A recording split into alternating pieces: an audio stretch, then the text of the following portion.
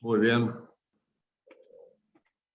La gran comisión en el Evangelio de Lucas 46 a 49 dice así, y le dijo, así está escrito, así fue necesario que Cristo padeciese y resucitase de los muertos al tercer día, y que se predicase en su nombre el arrepentimiento y perdón de pecados en todas las naciones, comenzando desde Jerusalén, y vosotros sois testigos de estas cosas.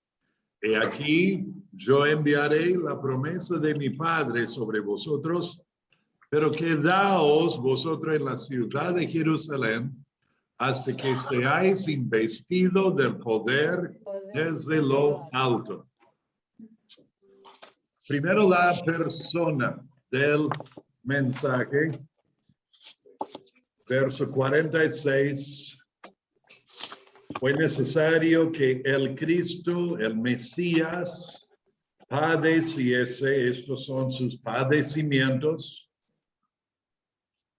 y resucitase de los muertos, su resurrección, la base de la fe cristiana, al tercer día. Y el resultado, punto 3, es el perdón de pecados. Perdón de pecados. La persona del mensaje, el énfasis acá está. Y la prédica va a seguir. Punto B es la prédica del mensaje, el mensaje en sí.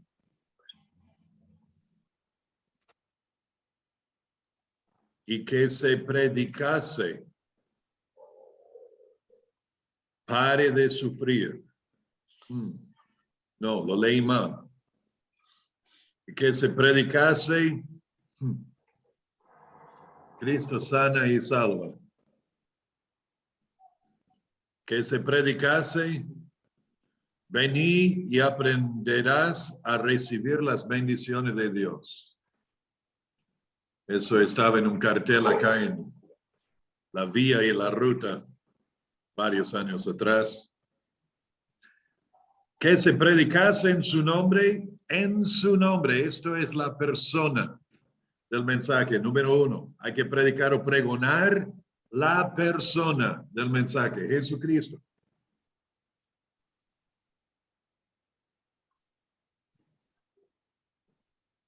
Que se predicase en su nombre el arrepentimiento y el perdón de los pecados. Hay que predicar o pregonar el perdón de los pecados.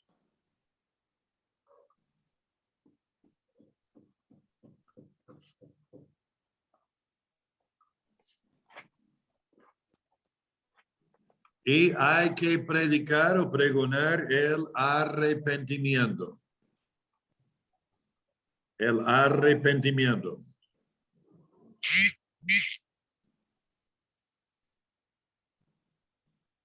El arrepentimiento.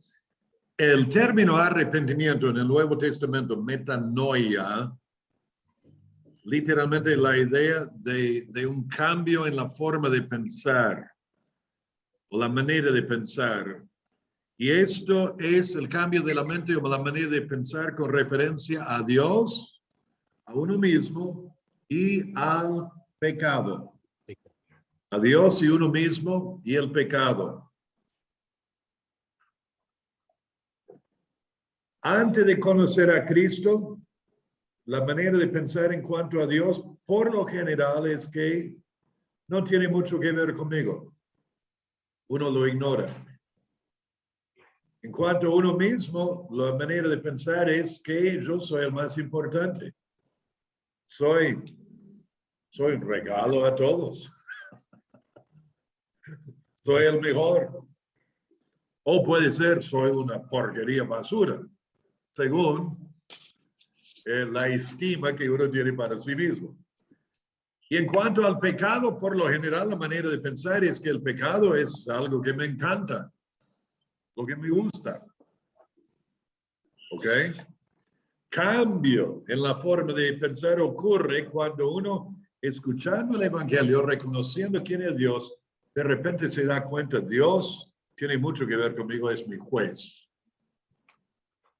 Y en cuanto a lo que soy un pecador destituido de la gloria de Dios, bajo la condenación, y mi pecado es algo asqueroso. O sea, ese cambio en la manera de pensar efectúa o resulta en un cambio de dirección de la vida, donde uno da vuelta y confía por completo en Jesús. Esta es la idea de la palabra conversión, de dar una vuelta. Fíjense que el mensaje no es Dios quiere que tengas perfecta salud o Dios quiere que prosperes económicamente o pide y recibe una bendición grande de Dios. Hay muchas cosas hoy día. Por ejemplo, hacer un pacto con Dios, nombrarlo y reclamarlo y Dios te lo va a dar, cosas por el estilo. El mensaje es que se predicase en su nombre el arrepentimiento y perdón de pecados a todas las naciones. Los predicadores del mensaje, la segunda parte de 47,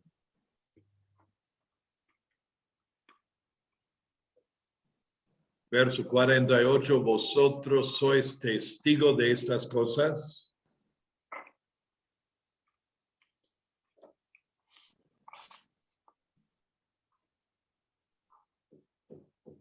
Los predicadores del mensaje, ¿quiénes son? Todos los creyentes, cada persona que tiene a Cristo adentro es un misionero. ¿Y a quiénes? A todas las naciones, dice, que se predicase en su nombre el arrepentimiento y el perdón de pecados en todas las naciones. Cada persona que no tiene a Cristo adentro es un campo misionero. Y vosotros sois testigos de esta cosa. Un testigo es una persona que atestigua de una cosa o que ha visto u oído algo y testifica de eso. No inventa, sino testifica.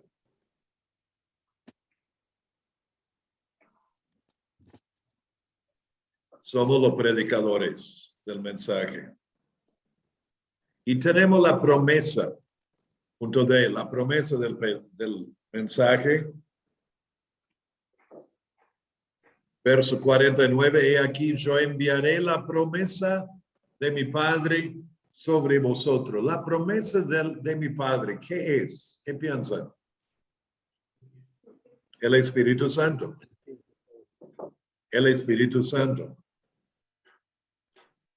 En Isaías 44 menciona esto, en Joel menciona esto, y en Hechos 1, 4 y 5 habla de esto. Estando Pastor, juntos, ¿qué? lo de Joel, ¿es una, o sea, es el cumplimiento total o parcial? En Pentecostés era parcial.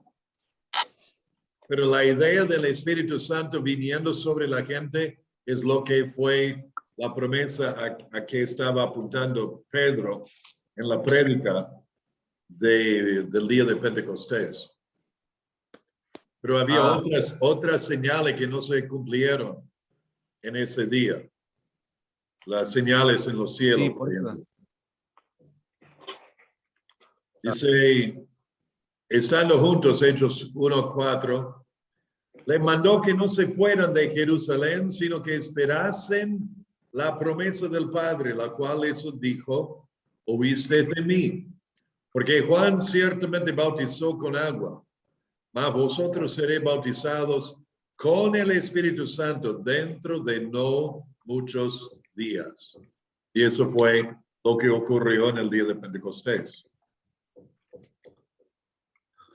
tenemos este pasaje, como mencioné. El resultado número 2 es el poder para testificar desde lo alto. El poder para testificar desde lo alto.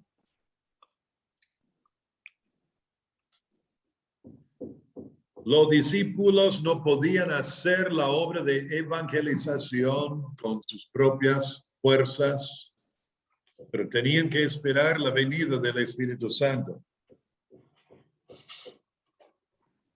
El Espíritu Santo nos da el poder y la fuerza para evangelizar el mundo.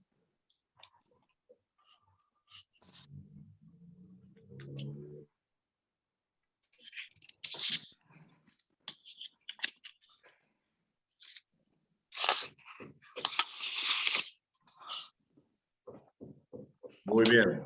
Pasemos a la página 26. Ahora la gran comisión en el Evangelio de Juan. Juan 20, 21. ¿Ya lo saben de memoria?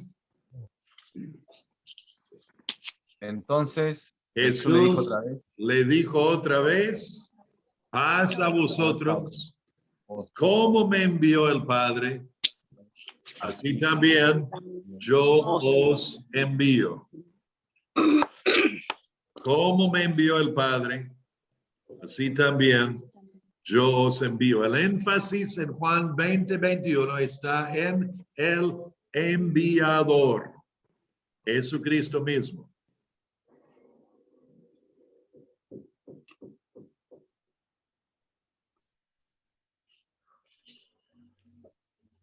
Como me envió el Padre, así también, o en la misma manera, yo os envío. En la misma manera en que Dios el Padre envió a Jesucristo al mundo, Jesucristo ahora nos envía a nosotros al mundo.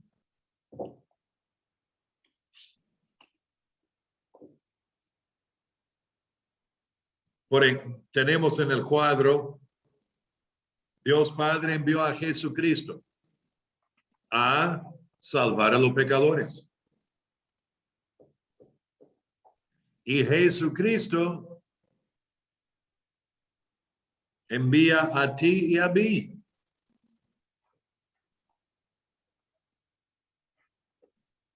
a buscar la salvación de los pecadores.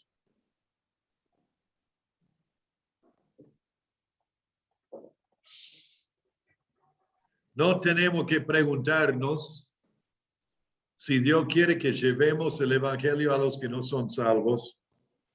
Ya nos lo ha dicho, está escrito. Pastor, Sí, en el punto B no lo pude copiar. la B, Sí. en la misma manera que Dios el Padre envió a Jesucristo al mundo, Jesucristo ahora nos envía a nosotros al mundo. Listo.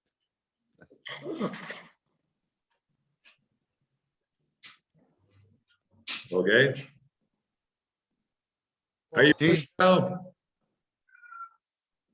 Can we go on? ¿Podemos avanzar?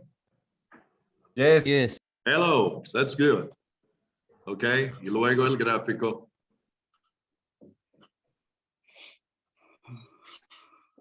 A ver, la pregunta no es, ¿quiere Dios que yo hable con fulano de Jesucristo? Esa no es la pregunta. La pregunta es, ¿voy a obedecer lo que Dios ya me ha dicho? Okay. Además, esto es aparte. No está en los apuntes. Esto es gratuito, a menos que quieran pagar. Jesucristo menciona 42 veces en el Evangelio de Juan que Él fue enviado por el Padre. Hay dos términos en griego, uno es pempo y el otro es apostelo. Él utiliza los dos, hablando de que Él fue enviado por el Padre.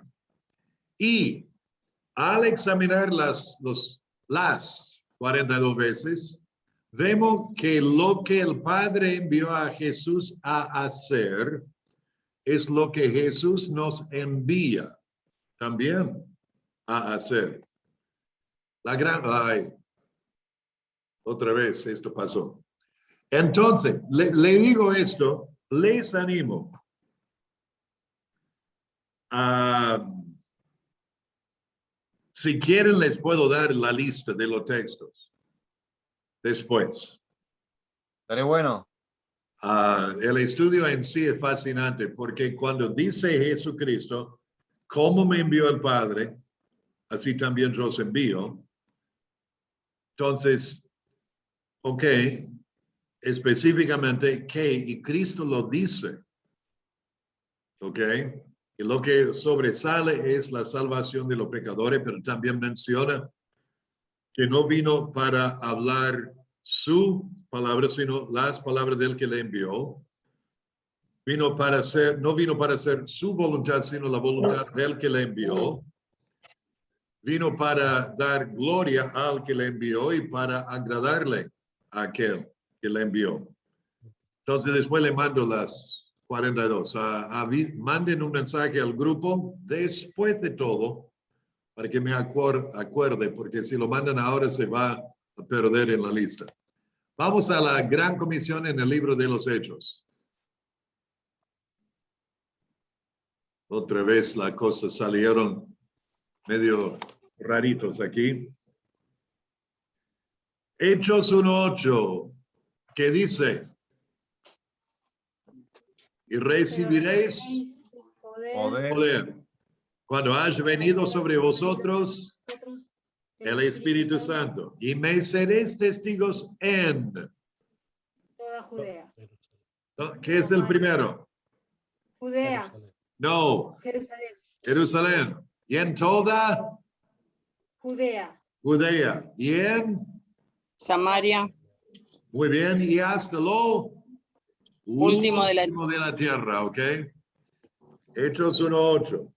Primeramente, Jerusalén. Encontramos los lugares a donde tenemos que ir para testificar de Jesucristo. Primeramente, a Jerusalén.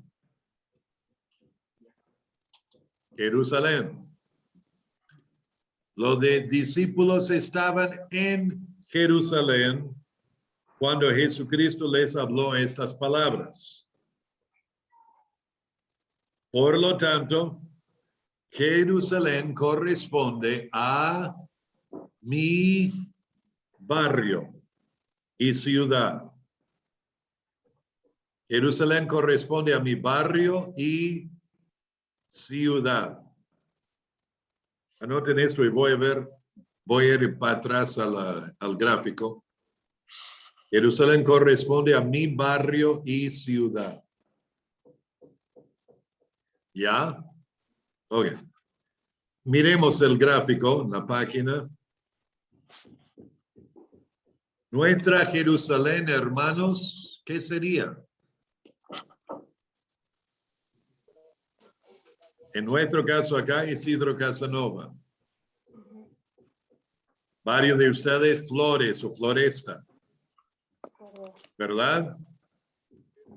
Matías Bo, ¿qué es tu Jerusalén? Rafael Calzada. Y Pablo Páez, ¿qué es tu Jerusalén? Villa Celina. Muy bien. Kevin Apaza. Parque Avellaneda. Ok.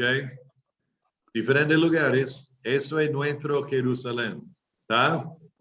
Ahora, la pregunta es, ¿irás a tu barrio y ciudad con la buena nueva de Jesucristo? Es donde comenzamos. Toda Judea, punto B. Toda Judea.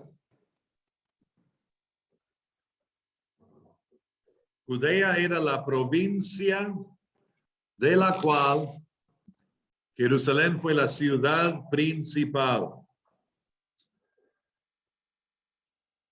Los discípulos estaban en Jerusalén, Judea, quedaba más allá de Jerusalén, o fue un poco más allá de Jerusalén. Judea entonces corresponde a qué? ¿Cómo? Sí, pero específicamente para nosotros. Nuestra Buenos Aires. provincia Buenos Aires. o país. ¿Ok? 4. Judea corresponde a mi provincia o país.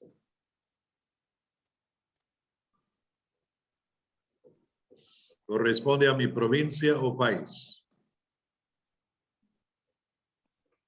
Mirando al gráfico, otra vez, entonces tenemos Argentina, provincia de Buenos Aires, o sea, un poco más allá de lo que es Buenos Aires. Entonces la pregunta es, ¿estás dispuesto a ir a tu provincia y país con las buenas nuevas de Jesucristo? Comienzo de este año yo aprendí que hay un lugar en el país que se llama el Impenetrable. Nunca había escuchado de eso antes. ¿Lo habían escuchado? Entonces fuimos allá. Se llama Impenetrable porque la única ruta para entrar es de tierra y son 200 kilómetros. Ahí en el Chaco.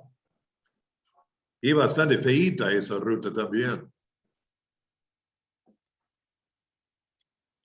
Entonces le dije a ellos, creo que llegamos a lo último de la tierra cuando entramos en el Impenetrable. Aunque era acá en nuestra Judea. ¿Qué es lo que sigue? Seré testigos en Jerusalén, a toda Judea, a Samaria. Toda Samaria. Samaria. Punto C.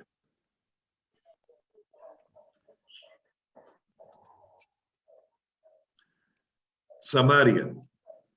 Samaria fue la provincia aledaña al norte de Judea. Fue una provincia limítrofe de Judea. Y los samaritanos fueron despreciados por los judíos. Por lo tanto, Samaria representa o corresponde a los países cercanos, corresponde a los países cercanos, número 4.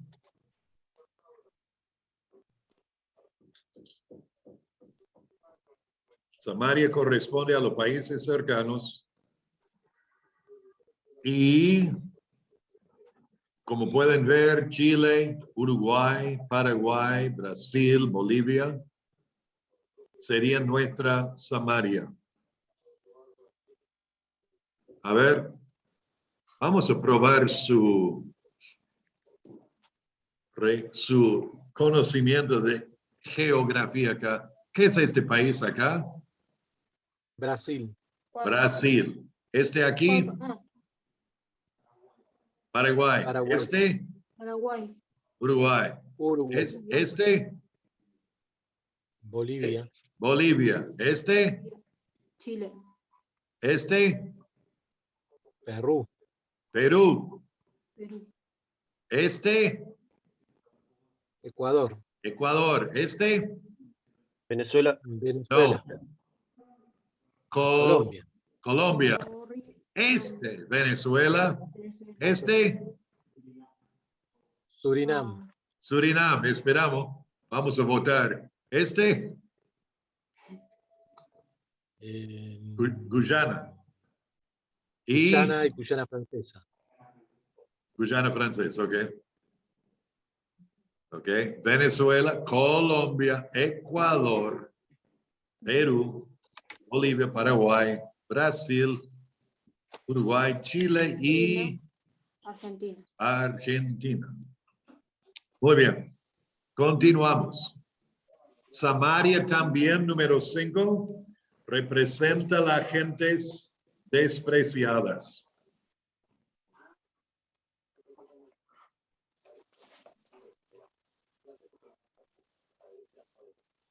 Samaria representa a la gente despreciadas.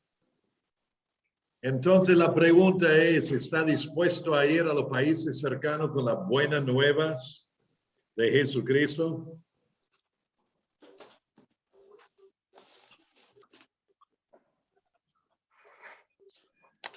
Me seré testigos en Jerusalén y en Judea. Toda Judea. toda Judea y en Samaria y hasta lo Último de la tierra. último de la tierra. Punto D. Lo último de la tierra.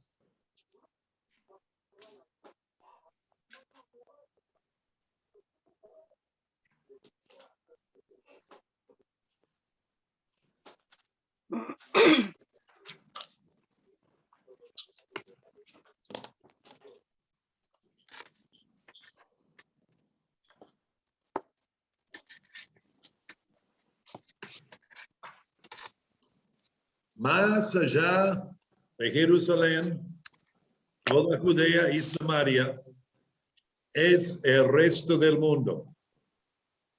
Lo último de la tierra es todo el resto del mundo que precisa oír de Jesucristo. Entonces, ¿estás dispuesto a ir hasta lo último de la tierra con las buenas nuevas de Jesucristo? Ahí vemos dónde estamos nosotros. Algunos creen que nosotros estamos en lo último de la tierra, pero miren, otros muchísimos lugares que hay que necesitan también el evangelio, inclusive en nuestra propia Judea. El Pastor. campo, sí, ¿Y qué piensa de la ventana 1040?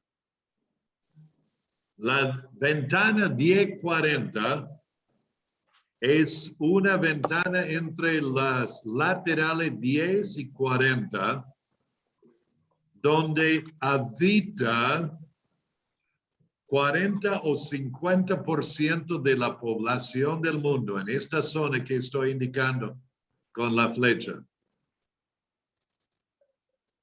Medio Oriente, África, Asia, India, China.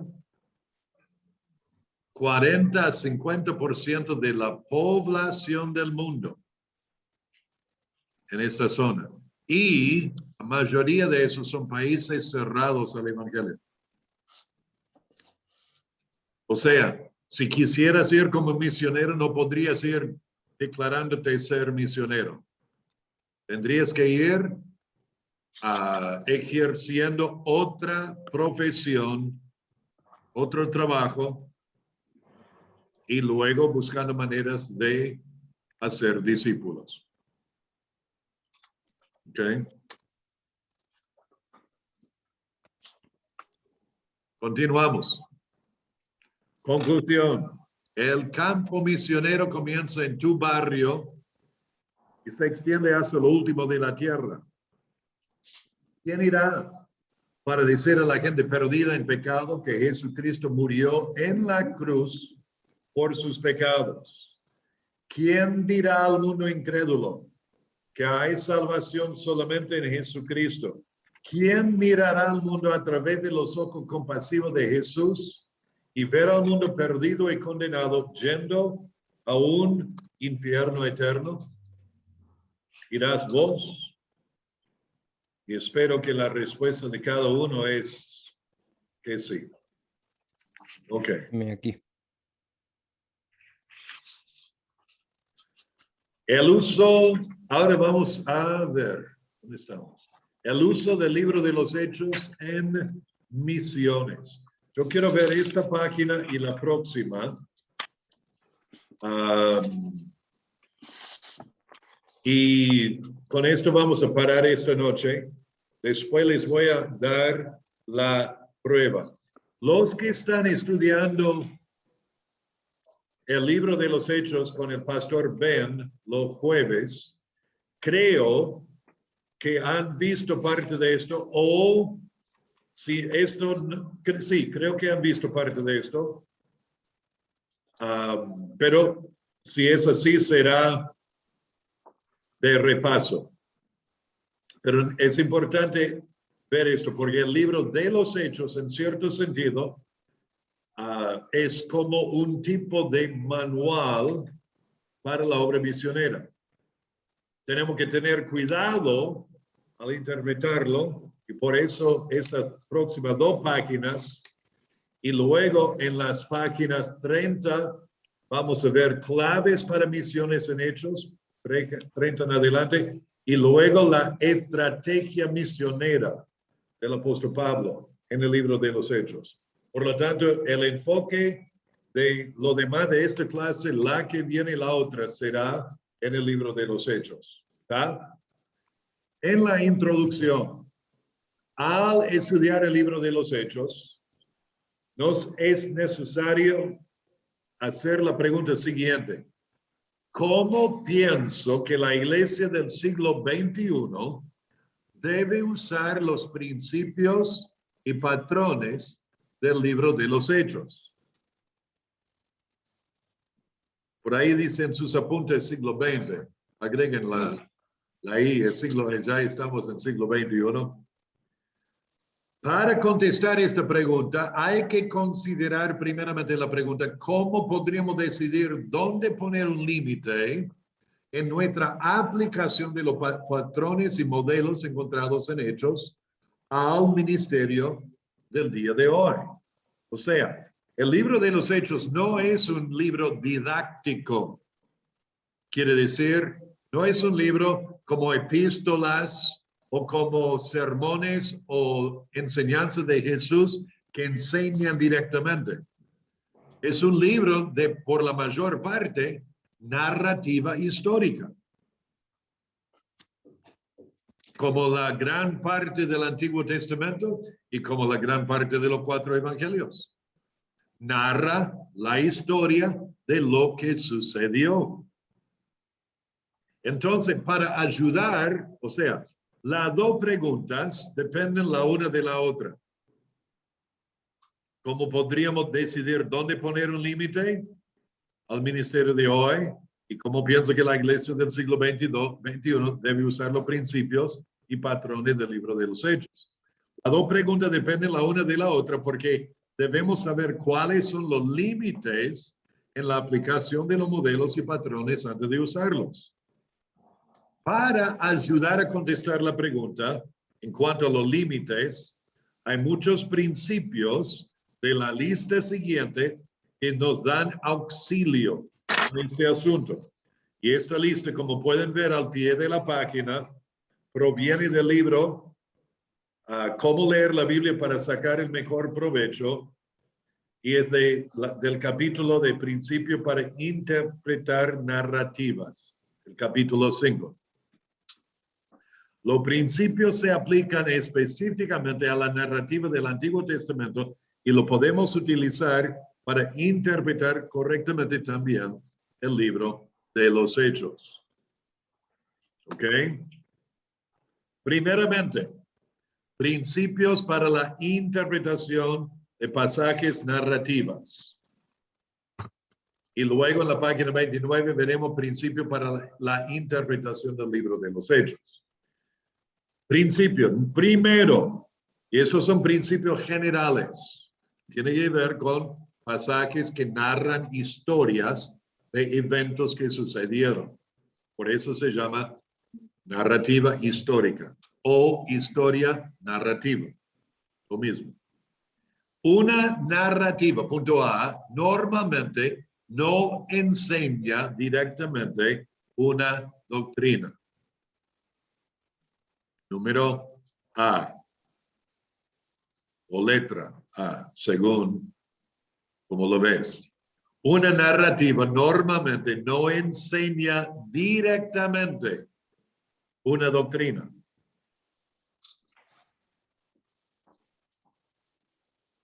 ¿Ok? Punto B. Pastor, Una narrativa normalmente ilustra una doctrina o doctrinas enseñadas en otros lugares. Ilustra. una doctrina o doctrinas enseñadas en otros lugares.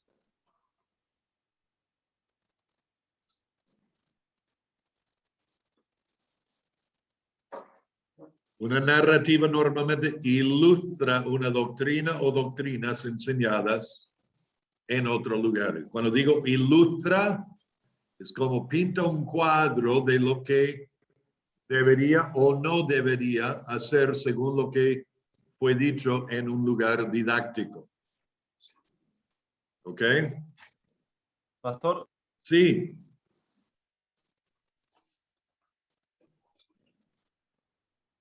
una pregunta acerca del punto A.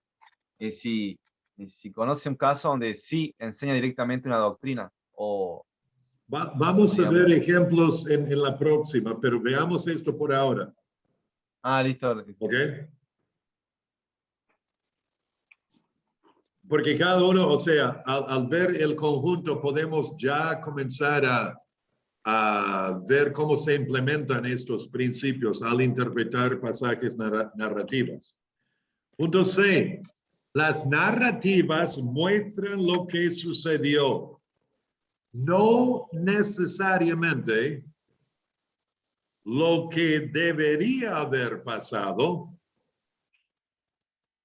No necesariamente lo que debería haber pasado.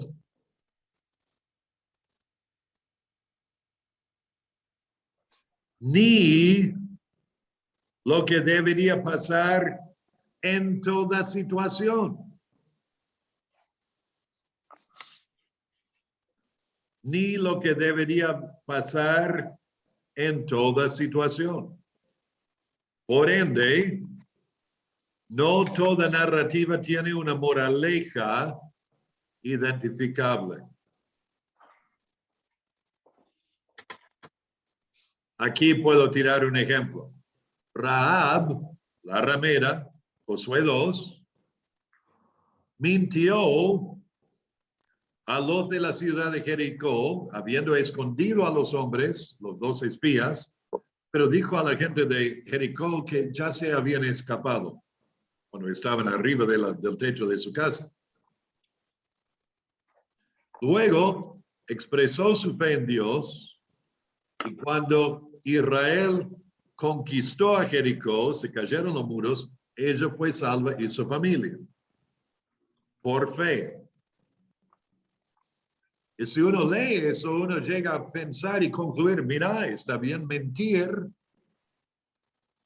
para salvarse o para ayudar a otros en alguna situación así extrema. ¿Está? ¿Me explico?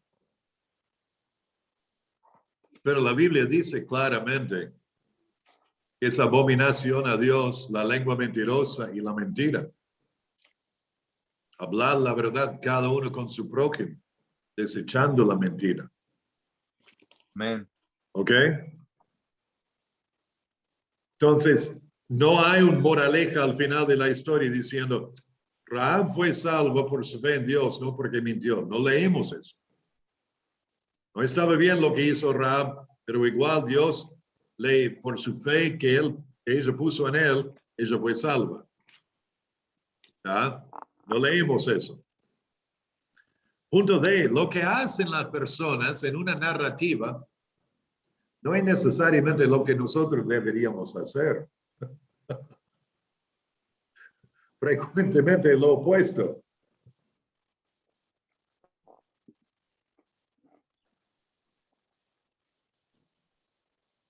Lo que hace la persona de una narrativa no es necesariamente lo que nosotros deberíamos hacer. Frecuentemente lo opuesto. Punto E. La mayoría de las personas de una narrativa no son perfectas. Tampoco sus acciones.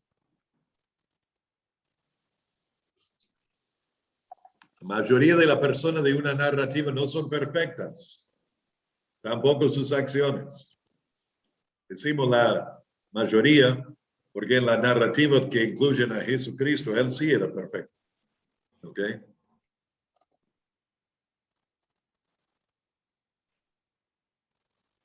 La mayoría de las personas de una narrativa no son perfectas, tampoco sus acciones. Punto F. No nos dicen todas las narrativas si lo que sucedió es bueno o malo. No nos dicen todas las narrativas si lo que sucedió es bueno o malo.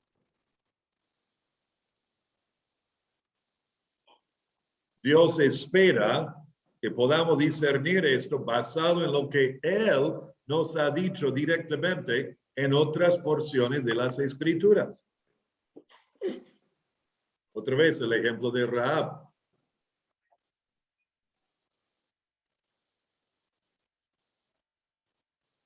Punto G, y eso es importante, todas las narrativas son selectivas en la información que nos dan y no son completas.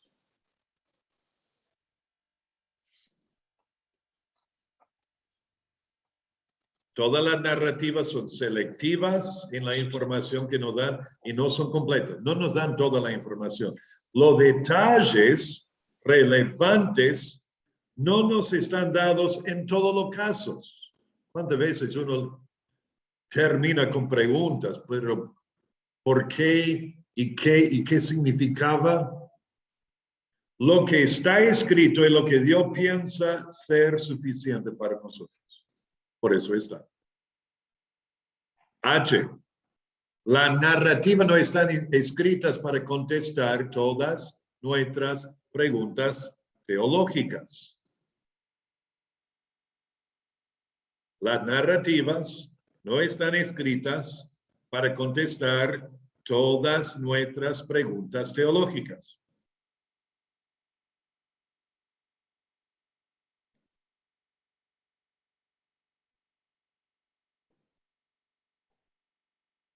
No están escritas para contestar todas nuestras preguntas teológicas. Tienen ciertos límites específicos y tratan con ciertos temas, dejando que otros temas estén tratados en otras maneras. Punto I. Las narrativas pueden enseñar o directa o indirectamente. Pueden enseñar o directa o indirectamente.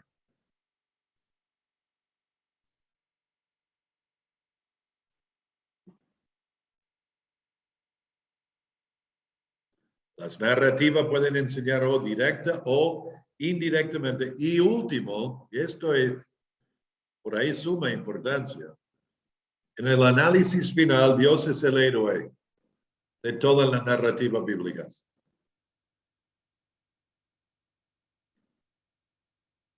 Dios es el héroe de todas las narrativas bíblicas.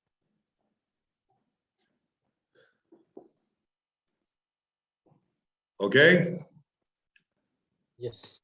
Vamos a ver página 29 ahora.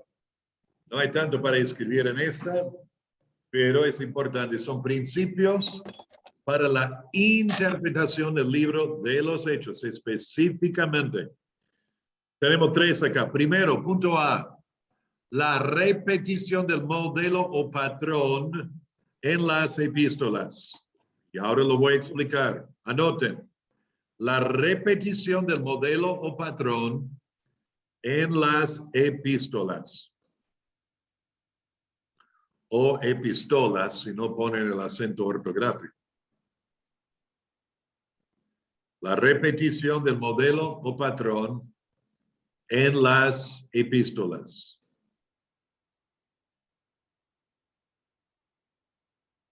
Lo que quiere decir es que después en las epístolas, si vemos un modelo patrón en el libro de los Hechos, una ayuda que nos va a dar pauta a creer que es un principio o modelo para seguir es que encontramos enseñanzas después en las epístolas en cuanto a ese tema. ¿Ok?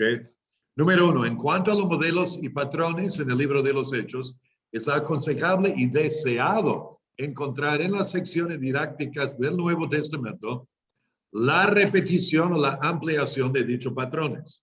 O sea, en las epístolas. Las epístolas es todo literatura didáctica, enseña. ¿Ok? Número 2, esto es importante porque principios bíblicos pueden ser determinados solamente en el contexto de la revelación completa de Dios. Cuando esto es posible, entonces tendremos una guía para nuestra aplicación y el uso de dichos patrones y modelos.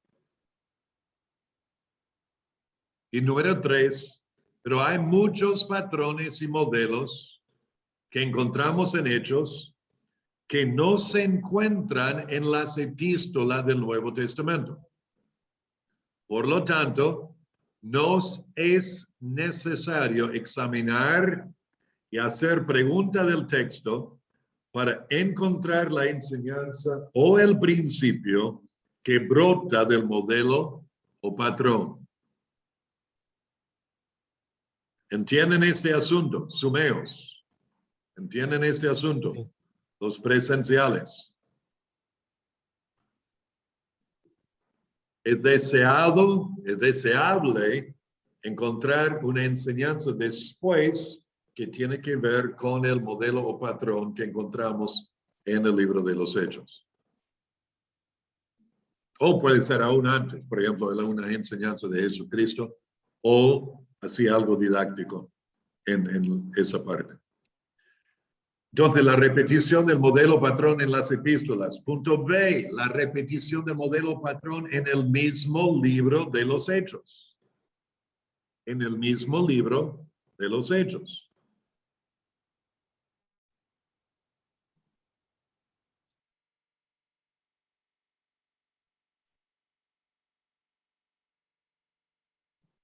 Antes de seguir, déjenme hablar un poco del primero. En el libro de los Hechos, y podemos pensar aún en la vida de Jesucristo, la última cena, él lavó los pies de los discípulos. La última cena, ¿se acuerdan? Sí. Y luego dijo, os he dejado un ejemplo para que hagáis como yo he hecho. Entonces, hay iglesias que practican como una ordenancia el lavado de los pies, de lavar los pies de otros.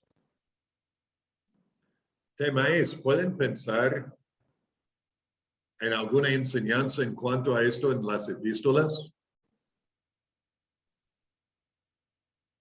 Someteos los unos a los otros. Sí, pero específicamente de lavar los pies. No, no se registra esa práctica. No, Gracias a Dios, no.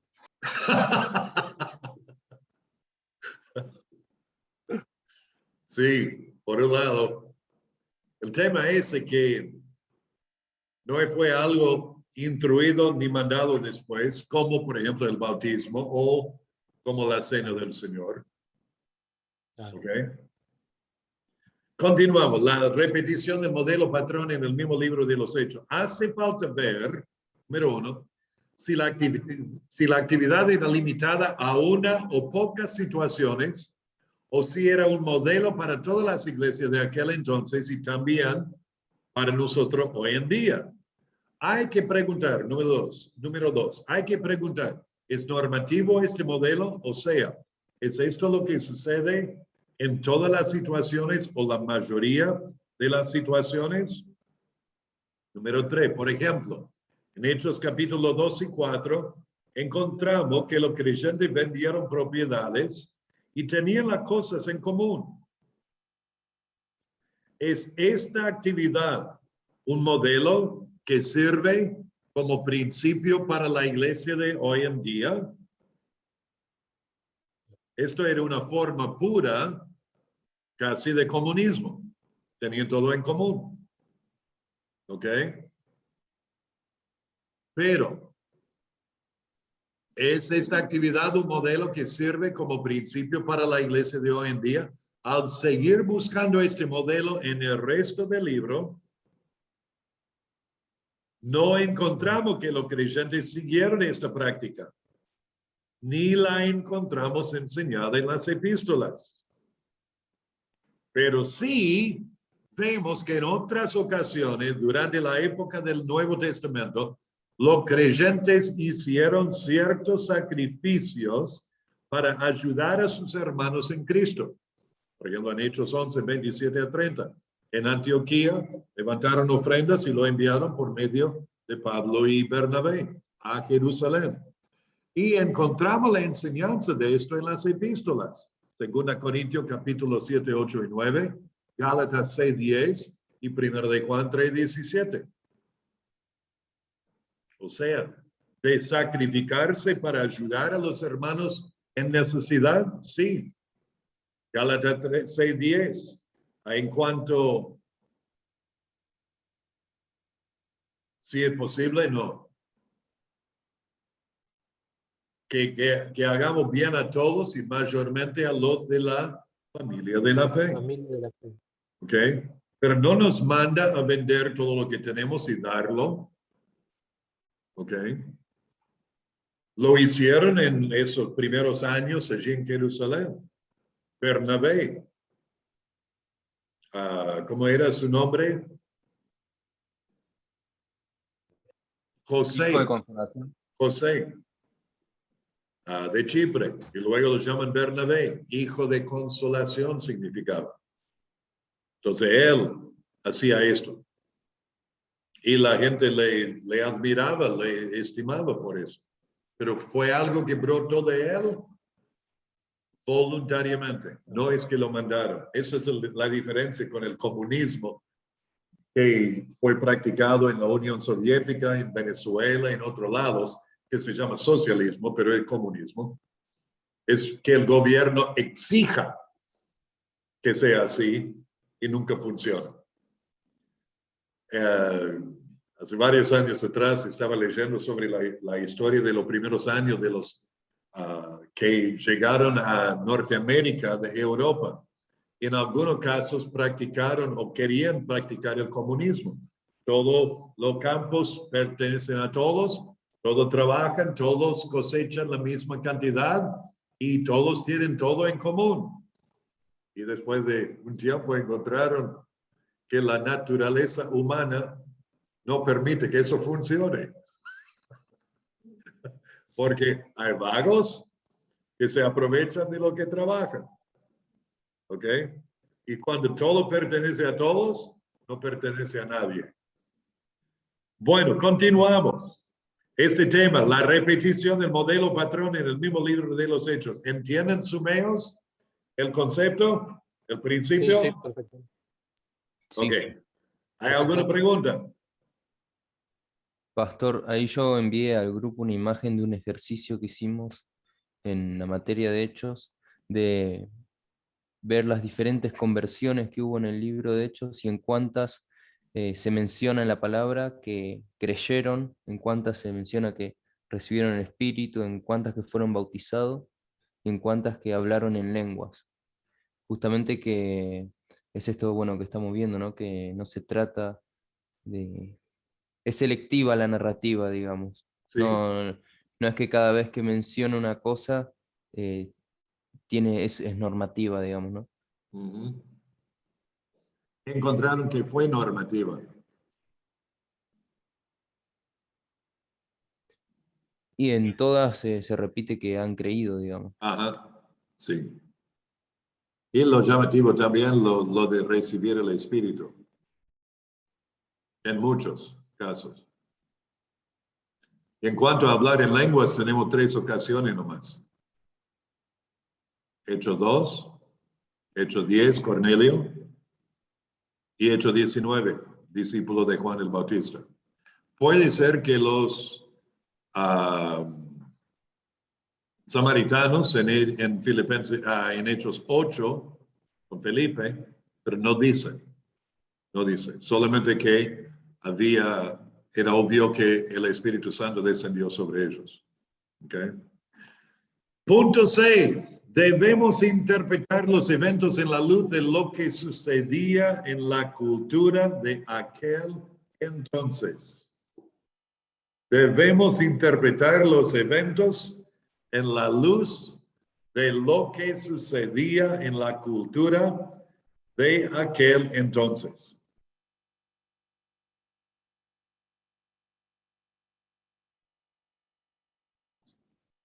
Debemos interpretar los eventos en la luz de lo que sucedía en la cultura de aquel entonces. Número 1, en el estudio de los modelos y patrones en hechos y la identificación de los principios bíblicos que brotan de ellos, es importante tener una perspectiva clara y correcta de lo que las epístolas enseñan en cuanto a la iglesia. El libro de los Hechos es un libro de transición que muestra la transición en la obra de Dios en el mundo del antiguo pacto del judaísmo al nuevo pacto de la cristiandad. En Hechos se relata el nacimiento de la iglesia y los años formativos. Y hay que tener en cuenta esta verdad al considerar los eventos en el libro. Ok, en conclusión, lamentablemente la iglesia del siglo XXI a menudo consigue su estrategia y su plan de acción del mundo en vez de la palabra de Dios. Los principios y patrones del libro de los Hechos sirven para la iglesia como guías y mapas para dirigirla y ayudarla. En Hechos encontramos cómo escogieron los líderes de la iglesia. En paréntesis, el carácter era principal, por ejemplo, Hechos 6:3. Y cómo fueron entrenados. El tema del discipulado, por ejemplo, Saulo, en Hechos 11, 25 a 26.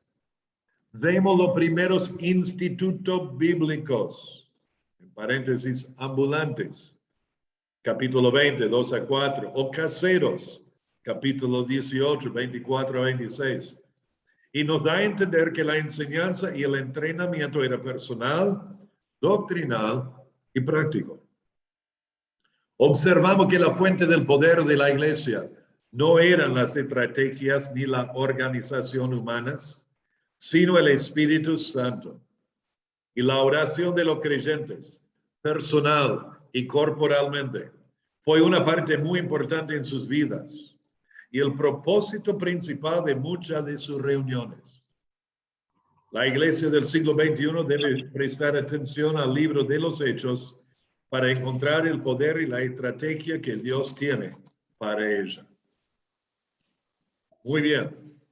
Vamos a parar aquí y el lunes que viene, Dios mediante, vamos a arrancar con claves para misiones